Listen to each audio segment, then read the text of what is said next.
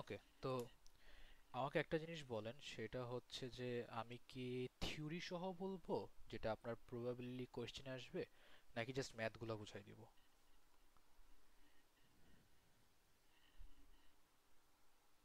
ভাই আপনি মনে হয় শুরু থেকেই পুরোটা আনসার ডাউন করে আচ্ছা, হ্যাঁ। আমাকে শুরু থেকে বলতে কি শুরুর থিওরিগুলো কি কোয়েশ্চেন আসবে ওরকম করে থিওরিগুলো বলবো, নাকি থিওরিটা একটা আইডিয়া দিয়ে ম্যাথটাতে ফোকাস করব? না আপনি ওভারঅল একবার ভাই ওকে, ঠিক থিওরিগুলো আছে, সমস্যা নেই। আমার কথা কি ক্লিয়ার শোনা যাচ্ছে?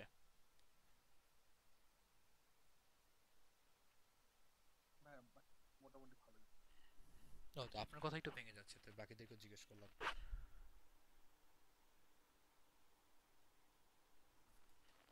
আচ্ছা, একটু আমি শুরু করি, সেটা হচ্ছে ক্যাপাসিটি প্ল্যানিং। তো ক্যাপাসিটি প্ল্যানিং এর মধ্যে যে জিনিসটা বলে সেটা হচ্ছে যে আপনার কতটুকু লোড একটা অপারেটিং ইউনিট হ্যান্ডেল করতে পারে। এখানে আসলে তেমন কিছু আমাদের সিগনিফিকেন্ট না, এখান থেকে কোশ্চেন আসার মতো তেমন কিছু নাই যে ক্যাপাসিটি প্ল্যানিং কি। তো স্যার হচ্ছে এত স্ট্রেট ফরওয়ার্ড কোশ্চেন দিবে না যে what is capacity planning, how much is এর ইম্পর্টেন্স, এগুলো স্যার দিবে না আর কি। তো স্যার যেটা করবে, স্যার একটু চালাকি করে কোশ্চেন করবে। কোশ্চেন করার পর বলবে যে ডিজাইন ক্যাপাসিটি আর এফেক্টিভ ক্যাপাসিটির মধ্যে ডিফারেন্সটা কি। তো ডিজাইনটা হচ্ছে যে আপনার যতটুকু আমরা আউটপুট পাই, আর এফেক্টিভ হচ্ছে যে সব কিছু মিলায়ে কতটুকু পাই। কারণ আমাদের কিন্তু কিছু প্রবলেম হয়, সাধারণত শিডিউলিং একটু সমস্যা হইতে পারে, মেনটেনেন্স একটু সমস্যা হইতে পারে। তার মানে কি ডিজাইন ক্যাপাসিটি হচ্ছে যতটুকু আমরা মোটামুটি পাওয়া পসিবল, আর এফেক্টিভ হচ্ছে ঝামেলা বাদে। যেহেতু অনেক কিছু ঝামেলা হবে, এই ঝামেলাগুলো সহ যে ক্যাপাসিটি সেটা হচ্ছে এফেক্টিভ। এই জিনিসটা স্যার জানতে চাবে, যে আনএভয়েডেবল ডিলেগুলো যদি কমে যেত তাহলে ডিজাইন ক্যাপাসিটি পাইতাম, বাট যেহেতু ডিলে হবে তাই আমরা এফেক্টিভটা পাবো। তো এফিসিয়েন্সি স্যার আর জিজ্ঞেস করবেন আমার মনে হয়। স্যার এটা জানতে চাইবে যে ইউটিলাইজেশন আর এফিসিয়েন্সির মধ্যে পার্থক্যটা কি। তো ইউটিলাইজেশন হচ্ছে যে আমার যেটা অ্যাকচুয়ালি ডিজাইন করছিলাম যতটুকু চাই, থিওরিটিক্যাল, ইউটিলাইজেশনটা হচ্ছে একটা থিওরিটিক্যাল জিনিস। আর এফিসিয়েন্সি হচ্ছে আপনার একটা প্র্যাকটিক্যাল জিনিস। তো প্র্যাকটিক্যালি আমরা এফিসিয়েন্সি পাই, আর থিওরিটিক্যালি আমরা ইউটিলাইজেশন পাই। এটা একটু বোঝার বিষয়। Utilisation is always less than efficiency. কারণটা কি? কারণ ডিজাইন ক্যাপাসিটি যত, এফেক্টিভ আরও কম, তাহলে এখানে ডিনোমিনেটর বড়। তো ডিনোমিনেটর বড় মানে ইউটিলাইজেশন ছোট, তাই ইউটিলাইজেশন লেস দেন এফিসিয়েন্সি। তো এফেক্টিভ ক্যাপাসিটি কিসের উপর ডিপেন্ড করে? Facilities and service. স্যার এখান থেকে কোশ্চেন স্ট্রেট ফরওয়ার্ড করবে না, স্যার এটা জানতে চাবে যে ফ্যাসিলিটিস কিভাবে হচ্ছে আপনার এফেক্টিভ ক্যাপাসিটিকে এফেক্ট করে। তখন আপনার বলতে হবে যে ফ্যাসিলিটি বলতে ডিজাইনটা কীরকম, লোকেশনটা কীরকম, কাছে নাকি দূরে, লেআউটটা ঠিক মতো করতেছে নাকি না, এই জিনিসটা জানতে চাবে। তারপর প্রোডাক্টের ক্ষেত্রে জিজ্ঞেস করবে যে কীভাবে প্রোডাক্টটা হচ্ছে আপনার এফেক্টিভ ক্যাপাসিটি ডিটারমাইন করে। তখন আপনার বলতে হবে যে প্রোডাক্ট হচ্ছে চাইলে আমরা এমন ডিজাইন করতে পারি যেটা অ্যাসেম্বলি লাইনের সহজ, প্রোডাক্ট আমরা এইভাবে করতে পারি যেটা হচ্ছে কঠিন, এইভাবে আর কি প্রোডাক্টের। আর প্রসেস হচ্ছে আপনার কোয়ান্টিটি কোয়ালিটি, কি প্রসেস।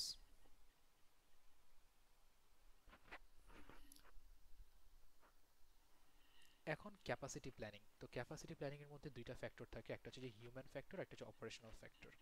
তো হিউম্যান ফ্যাক্টরটা হচ্ছে যে কিভাবে এক একজন পার্সন কিভাবে ডিল করে, সেটা হিউম্যান ফ্যাক্টরের মধ্যে যায়। আর অপারেশনাল হচ্ছে যে আপনার হিউম্যান ফ্যাক্টর বেসিক্যালি আনঅ্যাভয়েডেবল একটা জিনিস, এটা একটু মাথায় রাখা লাগবে যে আপনি যতই ট্রাই করেন হিউম্যান ফ্যাক্টরে কিন্তু ইমপ্রুভমেন্টটা কম করা যায়, বাট সাউন্ডটা একটু কম আসতেছে। কম আসতেছে। হ্যাঁ আচ্ছা, এক মিনিট। সাদ্দাম ভাই, ওই আপনি কি শেষ হওয়ার পর রেকর্ডেডটা দিয়ে দিবেন নাকি? হ্যাঁ, রেকর্ডিং দিয়ে দিব আমি, কোনো প্যারা নাই। ওকে, থ্যাংক ইউ।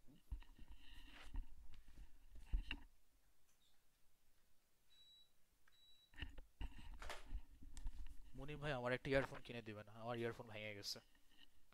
এনিওয়েজ, কত বার সো যেটা, মনিকে ওই ফান্ড থেকে দিয়ে দেন। হ্যাঁ আরো ভালো আইডিয়া। আচ্ছা, সো যেটা বলতেছিলাম যে আপনার হিউম্যান ফ্যাক্টরটার মধ্যে এটা স্যার যখন কোয়েশ্চেন করবে যে হিউম্যান ফ্যাক্টর আর অপারেশনের মধ্যে কোনটাতে আপনি বেশি এফেক্ট করতে পারবেন, বলতে হবে যে অপারেশনটাতে আমরা বেশি এফেক্ট ফেলতে পারবো, হিউম্যানটাতে খুব বেশি এফেক্ট ফেলা যাবে না। কারণ আপনি যতই মোটিভেশন করেন, যতই কম্পেনসেশন করেন, এটাতে আপনার এফোর্ট অনুযায়ী আপনি রেজাল্টটা পাইতেও পারেন, নাও পাইতে পারেন। আর অপারেশনালটা হচ্ছে যেটা আপনার শিডিউলিং, যেটা হচ্ছে আপনার ম্যানেজমেন্ট স্কিল, যেটা হচ্ছে আপনার নন হিউম্যান ফ্যাক্টর। তো নন হিউম্যান ফ্যাক্টরগুলোতে কিন্তু ইনফ্লুয়েন্স করাটা easy. Okay, moving on. External, external হচ্ছে যেগুলো হচ্ছে আপনার রেগুলেশনস, সেফটি রেগুলেশনস, ওই যে স্যার যে একবার ক্লাসে বলছিল যে কম্পিটিশন থাকে বা বিভিন্ন রকম স্টেক হোল্ডার্সরা এসে ইনফ্লুয়েন্স ফেলে, এগুলো হচ্ছে আপনার এক্সটার্নাল। তারপর ইউনিয়ন, ইউনিয়ন নিয়ে স্যার অনেকক্ষণ কান্নাকাটি করছিল যে কে কাকে ছাড়াই নিয়ে আসছিল। তো স্যার এগুলো থেকে আর কি এরকম ঘাটতে পারে আর কি। তো ক্যাপাসিটি রিকোয়ারমেন্টের মধ্যে লং টার্ম শর্ট টার্মের কথাটা স্যার কয়েকবার বলে। তো স্যার এটা নিয়ে একটু ঘাটাবে। স্যার এখানে জিজ্ঞেস করবে এরকম করে যে লং টার্মের মধ্যে কোনটা লং টার্মে হবে আর শর্ট টার্মে কি হবে। তো শর্ট টার্মে আপনার যেটা বলতে হবে যে ভ্যারিয়েশনস থাকে, শর্ট টার্মের মধ্যে ভ্যারিয়েশন, আর লং টার্ম হচ্ছে আপনার ওভারঅল। এই জিনিসটা আপনার এই কিওয়ার্ডটা ইউজ করতে হবে যে আপনি একটা প্ল্যান্ট বানাচ্ছেন, আপনি একটা জায়গা চুজ করতেছেন, এইগুলো হচ্ছে আপনার লং টার্ম চিন্তা করে করতে হবে। আর আপনি একটা নতুন প্রোডাক্ট ছাড়তেছেন, বা আপনি হচ্ছে সিজনাল, শীতকালের জন্য হচ্ছে স্নো ব্লোয়ার, গরমকালের জন্য গ্রাস কাটার বা কি জানি এটা হচ্ছে লন মোয়ার। তো এই যে সিজনাল চিন্তা করে যখন আপনি একটা ক্যাপাসিটি প্ল্যানিং করবেন সেটা হচ্ছে শর্ট টার্ম। এই দুইটা থেকে একটু স্যার এক্সাম্পল রিলেটেড কোয়েশ্চেন করতে পারে। তো ক্যাপাসিটি অল্টারনেটিভ, ক্যাপাসিটি যখন আপনার কম তখন আপনি কি করতে পারেন? কিছু ফ্লেক্সিবিলিটি আনতে পারি, নিউ অ্যান্ড ম্যাচিউর প্রোডাক্টের মধ্যে মিক্স আনতে পারি, ক্যাপাসিটিকে স্মুথ আউট করতে পারি যে আমরা এত কিছু করবো না, আমরা সিম্পলি কাজ করব। অথবা আমরা হচ্ছে এরকম অনেক বেশি ক্যাপাসিটি আসলে কিছু আউটসোর্স করব, কিছু হচ্ছে এক্সটার্নাল মানুষদেরকে দিব, কিছু হচ্ছে সাব কন্ট্রাক্ট করব।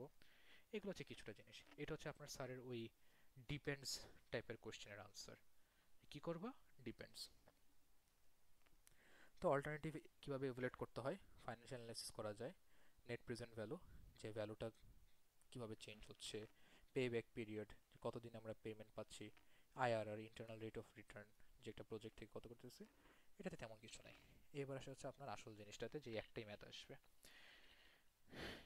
এই আর মানে হচ্ছে আমি যেভাবে মনে রাখি, আর হচ্ছে আপনার রেভিনিউ, আর হচ্ছে কি ভি হচ্ছে আপনার ভ্যালু বা original value.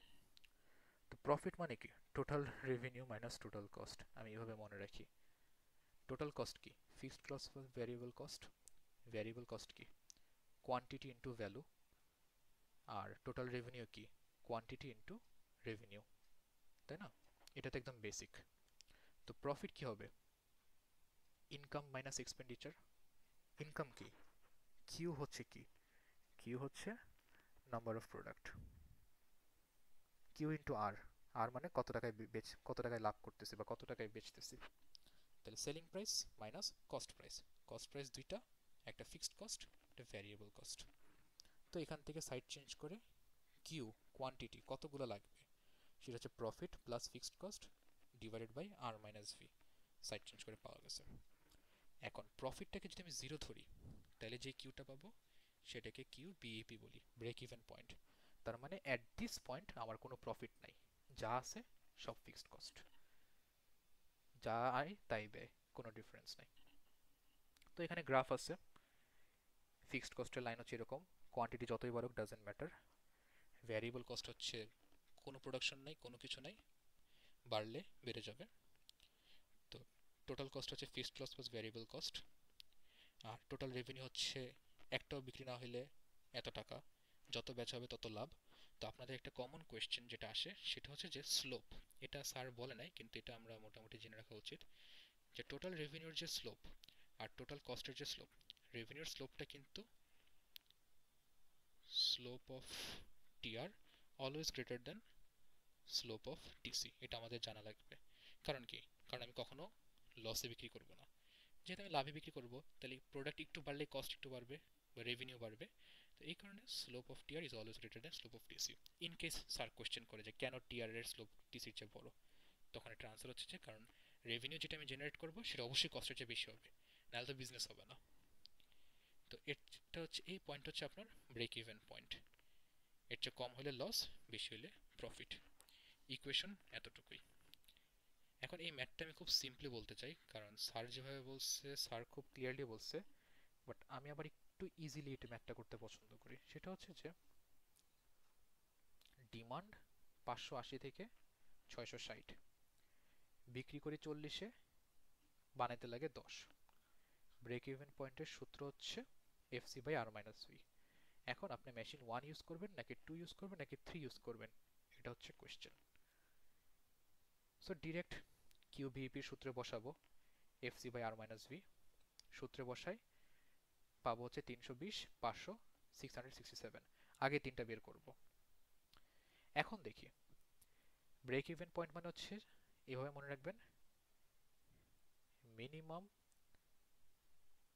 Required production for business, এটা আপনার মিনিমাম। তো এখন আপনার এই জিনিসটা এইভাবে বোঝেন যে যদি মিনিমাম রিকোয়ারমেন্ট এই মেশিন 1 ইউজ করে ব্যবসায় লাভ করার জন্য 320, সে বানাইতে পারি 300, তাহলে কি মেশিনটা আমি ইউজ করতে পারবো? পারবো না, বাদ, কোনো কথা নাই। ব্যবসায় লাভ করতে মিনিমাম 500টা লাগবে, বানাইতে পারে 600টা, ওকে, নো প্রবলেম, এটা আমি কনসিডারেশনে রাখি। ব্যবসায় লাভ করতে লাগবে 667টা, বানাইতে পারে 900, ওকে, এই দুইটা আমি কনসিডারেশন করি, তাহলে প্রথমটা বাদ। এখন তাকাবো ডিমান্ডের দিকে।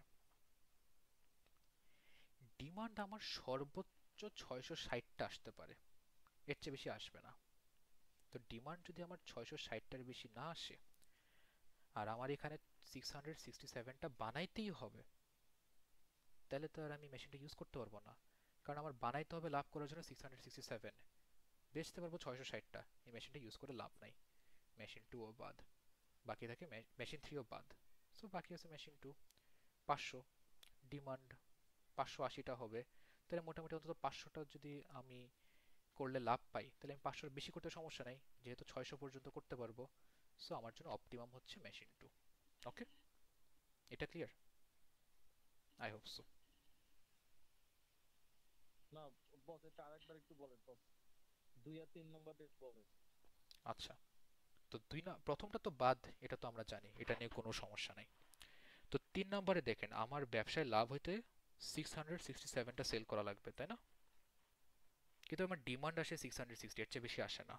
তো মার্কেট যদি আমার 660টা চায়, আমি যদি 667টা বানাইলে লাভ করতে পারি, তাহলে কি আমার আরো 60টা বেশি বানাইতে হবে না লাভ করার জন্য? তাহলে তো লাভ বেশি হয়ে হ্যাঁ, যাবে। কিন্তু আমার তো মানুষ নিবে না, তো কি বানায় লাভটা কি? হুম। কিন্তু বা 2 নম্বরে যে ডিমান্ডের চেয়ে কম বানাচ্ছি আমি, ও ডিমান্ড তো ক্যাপাসিটি 600 বানাইতে পারবো, হ্যাঁ, ঠিক বানাইতে আছে তো। পারবো, সো আমি অ্যারাউন্ড এই রেঞ্জে আছি। এখন যদি কোয়েশ্চেনটা চেঞ্জ হয়ে ডিমান্ডটা আপনার 680 থেকে 760 হয়, এবার দেখেন 680 থেকে 760 ডিমান্ডটা কিন্তু চেঞ্জ হয়ে গেছে। একটা প্রশ্ন হচ্ছে আগেরটাতে। হ্যাঁ হ্যাঁ। প্রশ্নটা হচ্ছে, ধরো তোমার যে দ্বিতীয় মেশিনটা, হুম। দ্বিতীয় মেশিনটা তো 660 যখন আমার ডিমান্ড আসবে, তখন তো সে, বা 600 প্লাস হইলেই তো সে আর মার্কেট ডিমান্ড স্যাটিসফাই করতে পারবে না, তাই নোপ, না? পারবে না। তখন তাহলে হচ্ছে স্যার তো এক্সপ্লেনেশন সেটা, দিতে বলছে যে হ্যাঁ, তখন হচ্ছে আপনি বলবেন যে প্রথম মেশিনটার আমরা, সরি সেকেন্ড মেশিনটার 100% ইউটিলাইজেশন করতে পারবো, তাছাড়া বাকি ডিমান্ডটা ফুলফিল করার জন্য আমরা সাব কন্ট্রাক্টে যাব, একটা লাইন লিখে দিলেই হবে। আচ্ছা, মানে এখানে অ্যাকচুয়ালি কোনোটাই খুব ভালো অপশন পাওয়া যাচ্ছে না, তাই না? না, 3 নাম্বারটাতে গেলে 3 নাম্বারটা গেলে মনে আমি হচ্ছে ব্যবসায় করতে আউটসোর্স পারবো থেকে না। যাচ্ছে, লস হচ্ছে। সেকেন্ডটাতে গেলে লস হচ্ছে না, ঠিক আছে, কিন্তু আবার মার্কেট ডিমান্ডও স্যাটিসফাই হচ্ছে না, হ্যাঁ, তাই না? এই কারণে হচ্ছে 2 হচ্ছে অপটিমাল সলিউশন। ওকে। তারপরে হচ্ছে আপনার যখন ডিমান্ডটা যদি চেঞ্জ হয়, এবার দেখেন ডিমান্ডটা হচ্ছে 680 থেকে 760। তো এই কেসে কি হবে? মিনিমাম ডিমান্ড 680, সে বানাইতে পারে হচ্ছে 500, তার ক্যাপাসিটি হচ্ছে 600, তার মানে সে যদি ফুল এফোর্টও দেয়, মিনিমাম মার্কেট ডিমান্ড কিন্তু সে ফুলফিল করতে পারবে না। তাহলে এখানে সেকেন্ড কেসে মেশিন 2 বাদ, মেশিন 1 তো আগে থেকেই বাদ, কারণ তার ক্যাপাসিটির সাথে বিইপি মিলতেছে না। থার্ড মেশিনটা দেখেন, বানাইতে পারে 900, 667টা বানাইলেই সে লাভ করা শুরু করে, তার মানে কি সে 680টা বানাইতে পারবে, 760টাও বানাইতে পারবে।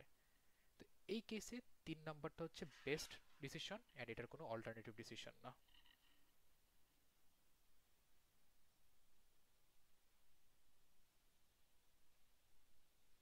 এটা ঠিক আছে? এটা বুঝতে পারছেন? হ্যাঁ, ক্লিয়ার। ওকে, হ্যাঁ এটা clear। ক্যাপাসিটি প্ল্যানিং শেষ, আর কিছু নেই। অ্যানোটেশন কি রেখে দেবো? থাকুক। হ্যালো সাদমান। হ্যালো। হ্যাঁ হ্যাঁ হ্যাঁ ভাই হ্যাঁ, রেখে দেন। হ্যালো হ্যালো, হ্যাঁ শুনতে পারতেছি। স্যার, লাস্টের দিকে একটা ফিক্সড কস্ট নিয়ে একটা জিনিস পড়াইছিল, ওইটা কি একটু বুঝাইতে পারবে? আচ্ছা ঠিক আছে, এটা আমি খেয়াল করি নাই যে এটা স্যার লাস্টে, এটা কই আছে, এই যে লাস্টে ফিক্সড কস্ট নিয়ে যেটা বলছিল, আচ্ছা এটা আমি বলি, এটা আমি খেয়াল করি নাই বলতে। তো বলছে যে আমার ফিক্সড কস্ট যদি এখন তো আমার মেশিন তিনটা তিন রকম গিভেন, মেশিন তো আমি চুজ করতে পারি না, বাট হোয়াট ইফ আমাকে জিজ্ঞেস করে যে কিরকম মেশিন লাগবে, তখন আমি কি করব? এমন একটা মেশিন নিব যে মেশিন আমার জন্য পারফেক্ট। তো তখন মিনিমাম ডিমান্ডটা বসাইতে হবে, মিনিমাম ডিমান্ড বসাই ফিক্সড কস্ট বের করতে হবে। তো মিনিমাম ডিমান্ড বসায় যখন আমি ফিক্সড কস্টটা বের করলাম 17,400, তার মানে আমার এমন একটা মেশিন লাগবে যেটার ফিক্সড কস্ট 17,400, তাইলে আমি মিনিমাম ডিমান্ডটা ফুলফিল করতে পারবো ফর নো লস। বাট যখন বলবে যে ফর প্রফিট, তাহলে 580 তো আমার মিনিমাম ডিমান্ড, তাহলে আমার যদি প্রফিট করতে হয় তাহলে কি করতে হবে? এক কম হিসাব করতে হবে। তাহলে এক কম যদি হিসাব করি, এটা 580 জায়গায় 579 দেই। এটা 579 হওয়ার কথা হ্যাঁ না? 579 হবে, হ্যাঁ এটা 579 হবে। তখন 579 দিয়ে মাল্টিপ্লাই করলে আসবে 17370। তখন এই মেশিনটা থেকে একটা বেশি বানাইলেই 30 টাকা প্রফিট, কারণ আমার তো পার ইউনিট সেলিংয়ে 40, 10, 30 টাকা প্রফিট। তো প্রফিটের জন্য আমি ডিমান্ড একটা কম থাকলে আমি প্রফিট করতে পারবো। আচ্ছা সাদমান, তাহলে কি আমি এখানে 579 এ হচ্ছে ব্রেক ইভেনটা বের করতেছি, কাইন্ড অফ যে আমার 579 এখন ব্রেক ইভেন। হ্যাঁ 580 হচ্ছে আমার ব্রেক ইভেন, কোনো প্রফিট নাই কোনো লস নাই। বাট প্রফিট করতে আচ্ছা হইলে আমার একটা বেশি বানাইতে হবে, তার মানে আমার একটা কম ডিমান্ড থাকতে হবে, তো ডিমান্ড আমি একটা কমাই দিছি, আচ্ছা আচ্ছা, কমাই বুঝতে দিয়ে বের পারছি। করছি 17370। আচ্ছা আচ্ছা, থ্যাংক ইউ। সাদমান ভাই আরেকবার প্লিজ এটা। মানে আচ্ছা এটা জিনিসটা বোধহয় এভাবে বললে বেটার হয় যে অ্যাকচুয়ালি তোমার ডিমান্ডটা 580 আছে, তো আমি এমন একটা মেশিনের ফিক্সড কস্ট বের করব যেটার ব্রেক ইভেন পয়েন্ট হচ্ছে 579। তার মানে হচ্ছে 580 যেটা মিনিমাম ডিমান্ড, সেখান থেকেই তার প্রফিট শুরু হয়ে যাবে। তো ব্রেক ইভেন পয়েন্টটা মিনিমাম ডিমান্ডের এক কম ধরে ওইটার যদি আমরা ফিক্সড কস্টটা বের করতে পারি, তাইলে আমি সেই মেশিনটা পাবো যেটা অ্যাকচুয়ালি মিনিমাম ডিমান্ড থেকেই প্রফিট জেনারেট যেটা করবে। হচ্ছে আমার মার্কেটের জন্য বেস্ট মেশিন, যেটা অ্যাকচুয়ালি জীবনে এক্সিস্ট করবে না।